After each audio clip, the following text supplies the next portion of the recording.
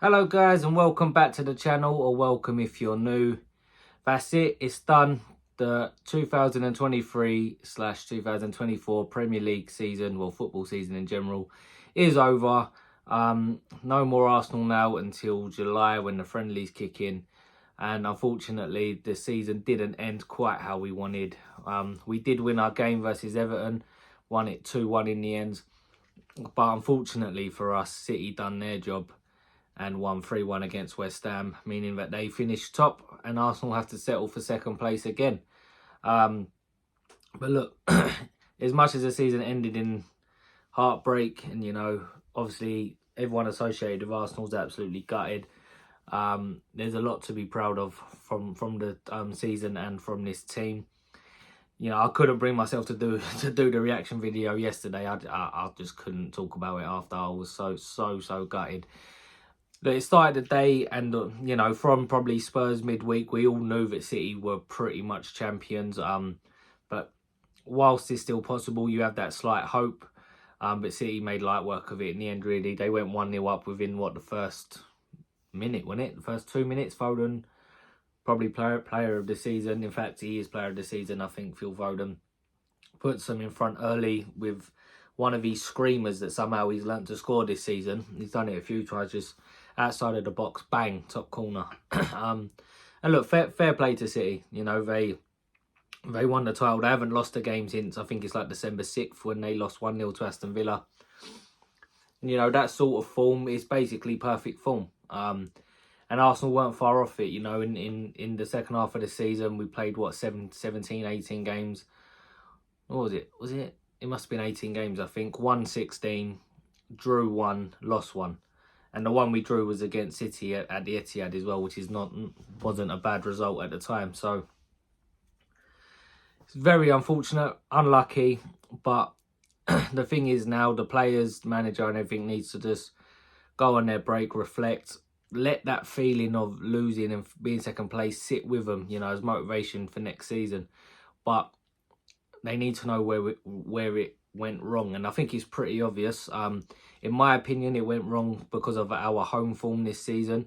I think we dropped too many silly points at home. When you look at it, we lost to West Ham at home, we lost to Aston Villa at home. 2 games which you shouldn't be losing, especially like the West Ham game. We absolutely battered West Ham, that game, and it was just one of them games where the ball just will not go in. And then they get 2 really sloppy goals from our point of view, and you end up losing the game. You look at Fulham at home. We go 2-1 up. They get a man sent off. We let them score an equaliser. That's 2 drop points there. Fulham away. I know I talk about the home form, but both Fulham games are a problem. Taking 1 point from Fulham out of a potential 6 isn't good enough. But yeah, back to the home form. You lead twice against Tottenham. You let them come back twice. So just things like that, just little silly slip-ups in the title race, where when you're going up against this Manchester City team, who are the best team we've ever seen in Premier League history. They've just done 4 in a row. That's never been done. Last season, won a treble. There was a penalty shootout away against Real Madrid from a potential back-to-back treble. So I think it's lessons learned. Unfortunately, tough lessons, but there's so much to be proud of. We had the least goals conceded, second most goals scored. Just some phenomenal records for this Arsenal team. They won the most games that any Arsenal team's ever won. They won more games than our best ever team won. So there are loads and loads of positives to go into next season, with just a few tweaks to get things right. Learn where it all went wrong to make sure it doesn't happen again.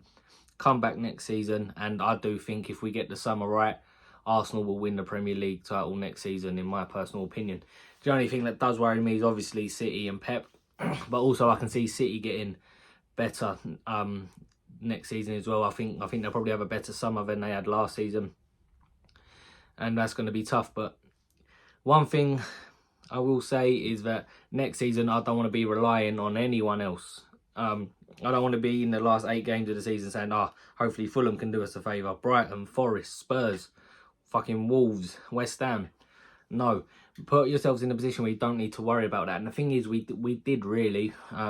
We had ourselves in a position where it was all on us, and unfortunately, we lost that game against Villa. So harsh lessons for the team, but a lot to be proud of. And yeah, I think moving forward and moving on to next season, I can only see us getting better, hopefully. And I think our time is coming. But look, in terms of the game yesterday, there's not much to talk about. The game was what it was. It was a nervy game. And you could see that the players probably had other things on their mind. We went 1-0 down to a sloppy goal. Cheap free kick to give away. Takes a big deflection off Rice. Goes in, but we score pretty much straight after. And it took us to the 88th minute to score quite a controversial winner. But you can see the players like Havertz, who scored it, didn't even really celebrate it because he knew that the title was done, and that's the most important thing. And you could see the players at the end, they were absolutely gutted. Havertz was in tears. And you know, it's a shame, but like I said, a lot to be proud of, and we go again next season. So instead of going into player ratings, etc., I thought I would do my end of season ratings essentially. And yeah, just go through some of the players who I think deserve big shout out. So player of the season, sorry. This one's been a little bit of a tough one. I think there's a good few players you can pick from. That's how good Arsenal have been this season. I think you look at White. I think Ben White has a shout for player of the season, especially second half of the season. I thought he was absolutely immense. Best right back in the league this season without a doubt. Saliba, first Arsenal player in Premier League history to play outfield player, sorry, to play every single minute of the campaign. Been absolutely sensational. For me, the best centre-back in the league this season, alongside his centre-back partner Gabriel. I thought both them two this season, we spoke about them however many times on this channel, they've been absolutely sensational. Their partnership is amazing. And like Jamie Carragher said on the last Monday Night Football, if these two stick together and this Arsenal team keep improving and we can win things, I think you end up looking at them as one of the best pairings in Premier League history, because they are that good together. So both of them are definitely within a shout of player of the season. Martin Odegaard, I think, especially from probably November, December onwards, I thought in some games he was absolutely unplayable. Some of the things he was doing, chances he was creating, been fantastic. You know, great captain, great leader. When everyone's on it, for me, he's our best player. Beautiful player to watch. Had a good season. You know, we got 8 goals, 10 assists in the league, and I do feel sorry for him because I feel like he probably could have had close to 20 assists with the amount of chances he created. Just a brilliant player. Saka again, our top goal scorer this season, 16 goals in the league, 9 assists, and then I think he got 25 goals and assists in all competitions this season. No, he would have got more than that even, wouldn't he? Jesus, yeah. Can't think on my head, but he would have got 30 plus, I suppose, in all competitions, goals and assists. Another good season from him. A bit of a difficult season for him in a sense. Sometimes I think his performances haven't been great, but he's always the one who will pop up with a goal or an assist to win us games. I think he's had to deal a lot with being doubled up on, tripled up on at times. I think a lot of teams' tactics have been try stop Saka and you probably stop Arsenal. So I think that's something Arsenal need to look at, you know, in the summer. Either get him some help in competition, which I do think he does need, but also tweak the system a bit to make us equally dangerous on that left-hand side. Then he can't be doubled and tripled up on, etc. So, but yeah, another good season for him. Best number season he's had. Yeah, brilliant season for Saka again. But my player of the season has to be the man who come in the summer for 105 million, Declan Rice in the midfield. For me, he's just been incredible from start to finish. We've seen him play as the 6, we've seen him play as the 8. His numbers this season have been brilliant. He's got his best numbers in the Premier League season ever. He's got like, what, 7 or 8 goals, 7 or 8 assists, something like that. Should have probably checked this before doing the video, but I just think he's been brilliant from start to finish. And that sort of triangle of him, Saliba and Gabriel has been a massive platform for us this season to go on and really challenge for the title. He scored big goals in big games. The winner against United, essentially, last second winner against Luton. he's just been brilliant. You look at the other stuff he's done defensively against Brentford away when Ramsdale had the absolute shocker. And then Mbeumo has basically an open goal to shoot at, and Rice gets back on the line and blocks it. We end up going on to win that game 1-0. So just things like that. I think he's been brilliant. A bargain for 100 million, which, you know, you shouldn't be able to say about any player. Probably been the best overall midfielder in the league alongside Rodri, I'd say. Just a fantastic player. So glad, you know, we managed to sign him this in the summer. Obviously, the other team in for him was Man City. Imagine he ended up there. There wouldn't have been a title race. It would have been pointless. So just a fantastic player, fantastic character. And yeah, I think personally just slightly edges player of the season. Then you look at signing of the season. Obviously, that's going to be Rice, as he is my player of the season. But I do want to give a shout out to the man who I think has been the second best signing, which would be Kai Havertz. When it first happened, when the signing was coming about, myself included, as well as thousands, if not millions of Arsenal fans, thought, what the hell is going on here? Why are we signing this guy? You look at his performances at Chelsea, didn't look good. Is he a midfielder? Is he a striker? What is he? Arteta, what do you see in him? A lot of rival fans, a lot of Arsenal fans thought we single-handedly messed up any potential title race again by signing Kai Havertz. But especially the first half of the season, he did struggle. I think he was struggling in that left 8 role. I think he was definitely struggling with confidence because he would have known all the doubts around him and stuff. And I think it took a little while to figure out exactly, find his place in this team, feel confident within the team. And I think now we definitely know his best position is up front. Second half of the season, in the running, he's been absolutely sensational playing as that false 9 striker, whatever you want to call it. He scored big goals. You look at the 2 he scored against Chelsea, goal he scored against Spurs, which essentially ended up being the winner. He also got an assist for Saka in that game. Assist for Trossard with the winning goal against United. Just big goals, scored and assisted against Brighton away. You know, he's been absolutely amazing the second half of the season. And I think it's gone from everyone doubting him, not really being happy with signing, not really liking him, which weren't really his fault, to now, well, talking for myself anyway, he's definitely one of my favourite players. I love watching him. He's got that dark arts. He's kind of an horrible bastard. But now he's started to really contribute to the team. You can see his confidence. You can see how much he loves playing for Arsenal, how much he's a winner. He wants to win. You know, like I said, he was in tears yesterday.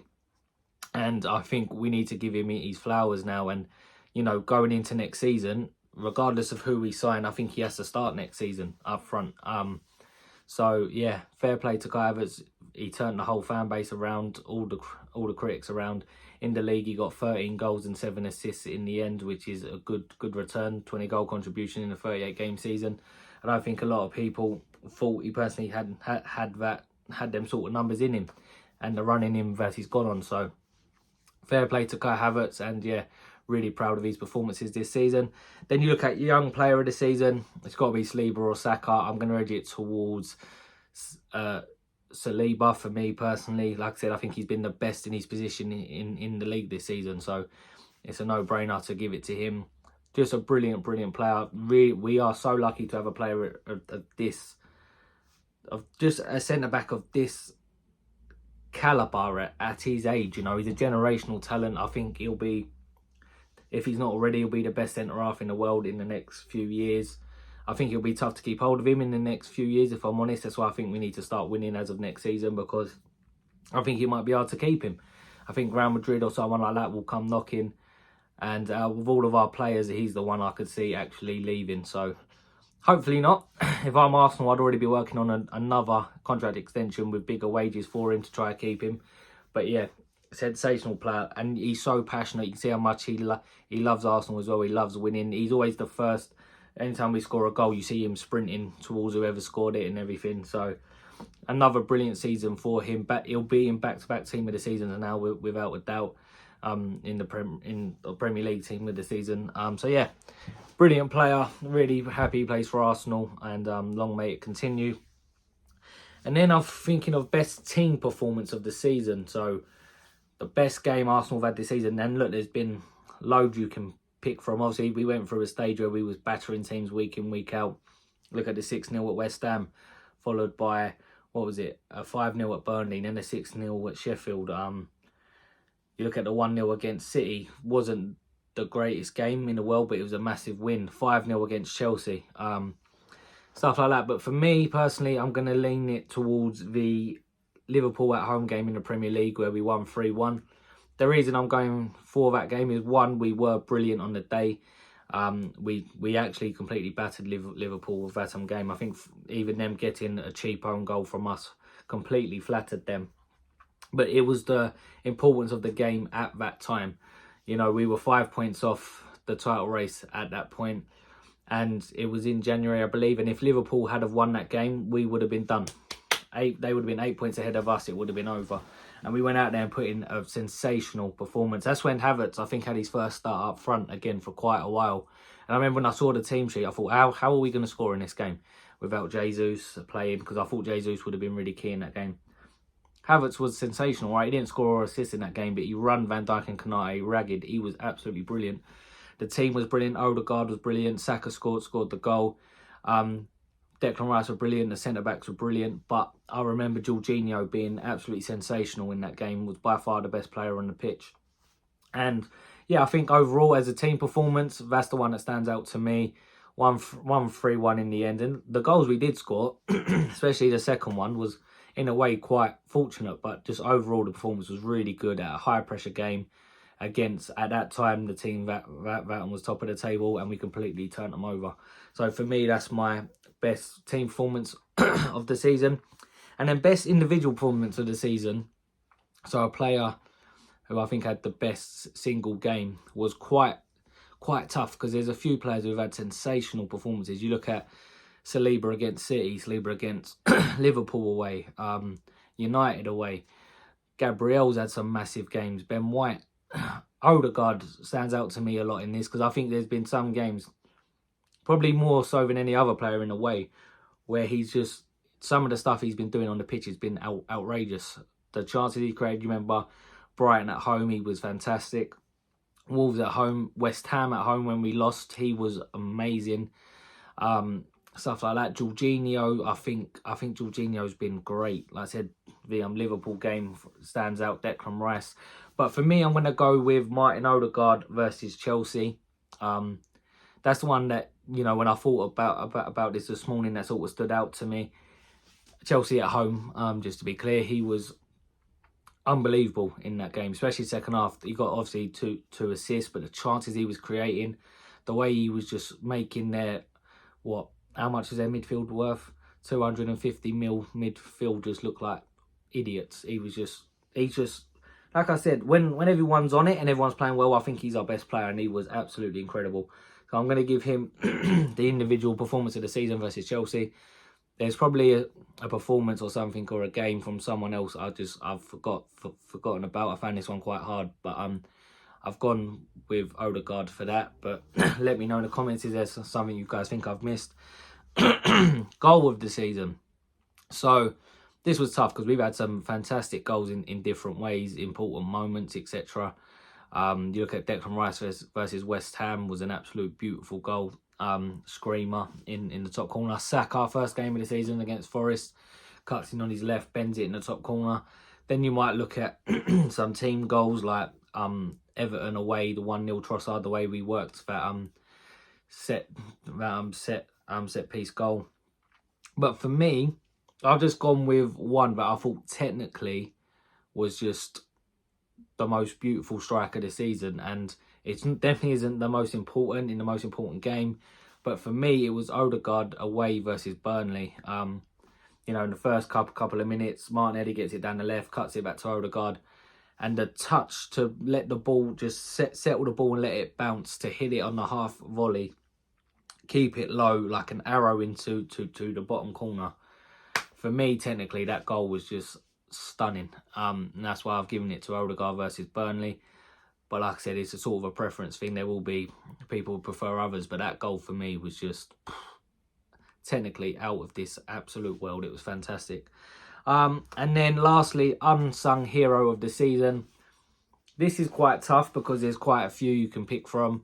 I think Kivior at times was brilliant, a player who I've never really been massively keen on, but I thought when he come into left back he was great.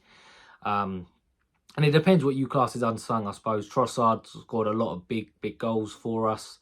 Havertz, but I'm giving it to Jorginho because I think Jorginho is someone who we know probably isn't going to play week in, week out. He's at sort of the end of his career now. Obviously, just signed a new contract, which is brilliant. But I think when you look at the games he's come into, like a lot of times Arteta just brings him in for big games, like the Liverpool game. I don't think he'd played for a little while before that, and he come in and he was fucking outrageously good.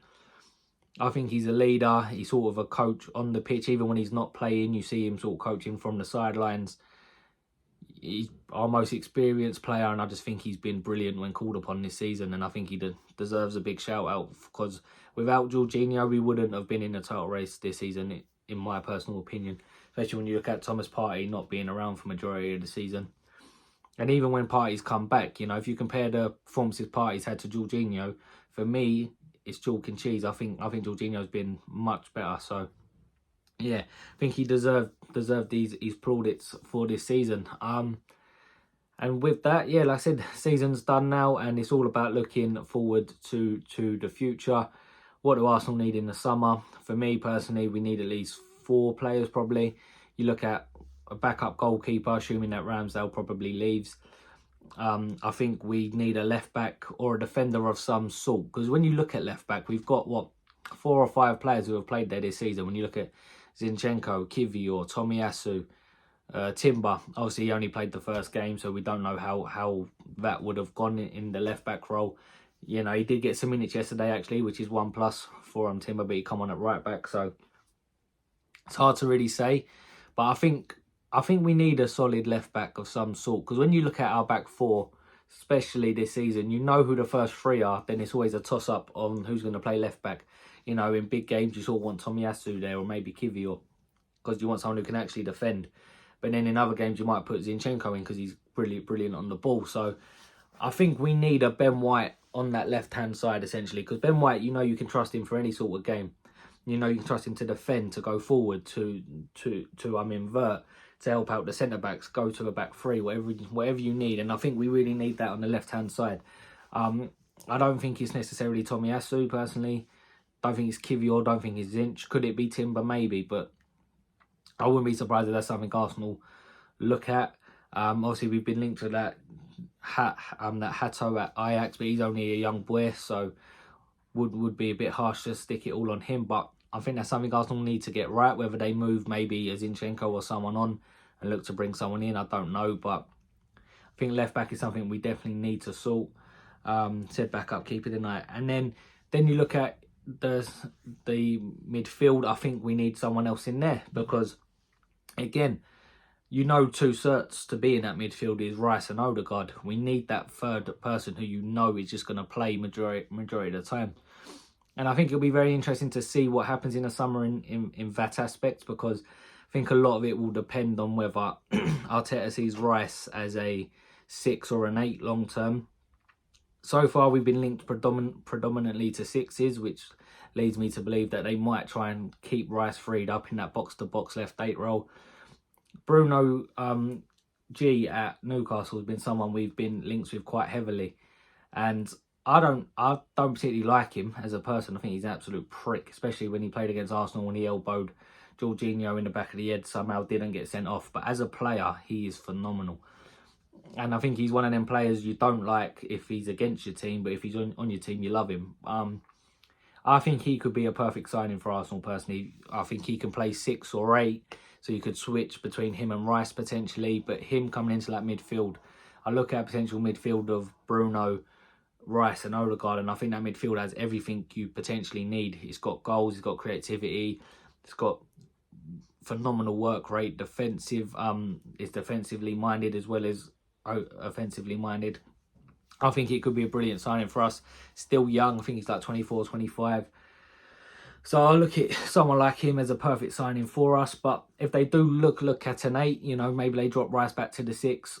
Could you look at like maybe a Paqueta at West Ham. I think a Kudus at West Ham could be brilliant for Arsenal. So I think he could tick off a lot of positions. You know, he can play either wing, he can play up front, potentially play as that 8. So someone like that. But it'll be really interesting. Like I said, the main links have been to Bruno, and if that was one that could happen, I would be really, really happy with that signing personally.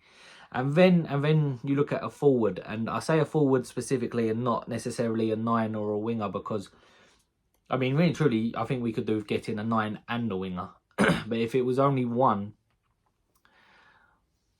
I don't know which one I'd go for, because I do think we desperately need a winger, someone who can compete and rotate with Saka. Potentially we need someone on the left as a starter, some might say. Trossard scored a lot of big goals for us this season from the left wing and through like the false 9. But his overall performances when he plays on the wing, I don't think it's great. Martinelli's had a tough season. I still back Martinelli 100%, and I think he will come back next season. I could see him being really, really good again next season. I think he suffered from the left-hand side not being as much as a, you know, what's the word, like a well-oiled machine as the right-hand side. With the right-hand side, it's like clockwork. White, Odegaard, Saka, they've got it absolutely down to a T. They know how to play with each other. Martinelli doesn't have that. He's always got a different left-back playing. It might be Rice playing as the 8, it might be Smith-Rowe, Trossard, Havertz. So it's been a lot tougher for him, in my opinion. I still back him 1,000,000%. I still think he's got all the potential to be a fantastic player. But yeah, could it be a winger who we see play out more out on the left? Could it be a striker? I'm not too sure with the forward, to be honest with you. I've not thought about it too much yet, and even when I have, I've not really made up my mind. Because I look at the potential 9s out there. Someone's come and play up front. Who? Isak would be the standout, but we're not going to sign him. You know, John Cross from the Mirror is very, very good journalist. Has said that Arsenal's interest in Isak isn't really there. So I can't really see that happening, especially for 120 mil. I think would be outrageous money, as good as he is. Then you look around Europe. Vlahovic I like, but Arsenal going to go for him, I'm not sure. I think Arsenal will probably look at Havertz and think that might be the man we hang our hat on for next season with the performances he's put in. I think it'd be probably a mistake. You definitely got to bring someone in to back him up anyway. Yes, you've got Jesus and Trossard there, but Jesus you can't rely on to stay fit. I do like Trossard as a false 9, to be fair. I mean, the man we've been linked to at the minute is Benjamin Sesko. You know, 20-year-old from Leipzig. Looks a talent. Looks like he's got all the potential in the world to be a good player. But it's not really the sort of signing that I think fans necessarily want to see. I think a lot of fans are looking for that marquee forward signing, whether that is a striker or a wide player. But who them players are, it's hard to say, really. You look at potential wingers, you know, Elise's out there who's sensational but can't really stay fit. Same with Pedro Neto. Or do you look for potential opportunity in the market with, for example, Mbappe, as we all know, is more than pretty much 99% going to go to Real Madrid. Does that open up a spot for maybe a Rodrigo to leave? Who knows? So it'd be interesting to see what Arsenal do in the forward line. But we definitely need a forward of some sort anyway, if not two. Will be a really interesting summer. I'll cover like stories and stuff that come out on here and do videos of my opinions of them. But like I said, if we get some of the summer right, I think Arsenal will go again next season, and potentially with a year more experience, you know, a year older for this young team, and Arteta, who's obviously a young manager. Again, another thing we need to big up Arteta. Again, I think he's taken strides forward as a manager, improved the team. I think he's learning all the time. Obviously, we had our first Champions League campaign, got to the quarters there, could have easily gone through to the semis. So Arteta's getting better, the team's getting better. Let's hope for another big summer and we crack on again next season. But yeah, really proud of the team. There's a lot of fans who have, especially all my mates, been messaging me trying to piss me off and rattle me. They hate the fact that Arsenal are good again, but they hate the fact that Arsenal fans love the team and they won't get angry and turn on them. Obviously, there's some idiots you see on YouTube and Twitter and stuff who will talk shit for 400 views, but I ain't going to be me. I'm very, very proud of this team, and I can only see them getting better, and I do fully back them to go and win stuff in the future. Anyway, let me know in the comments what do you guys think with the end of season ratings, etc. And what do you think we need moving forward, and will we win it next year? I'm very confident if we have a successful summer. Obviously, it's hard to say right now, but I'm very confident if we have a good summer and bring in someone like a Bruno and then, you know, a decent left back and a good forward, I could see us taking that next step and potentially going on and lifting the title next season. Fingers crossed. Talk to you guys soon. Yeah, we'll do videos throughout the summer when there's time, etc. And yeah, hopefully a big season for Arsenal. Enjoy the summer, guys. Talk to you soon. Bye-bye.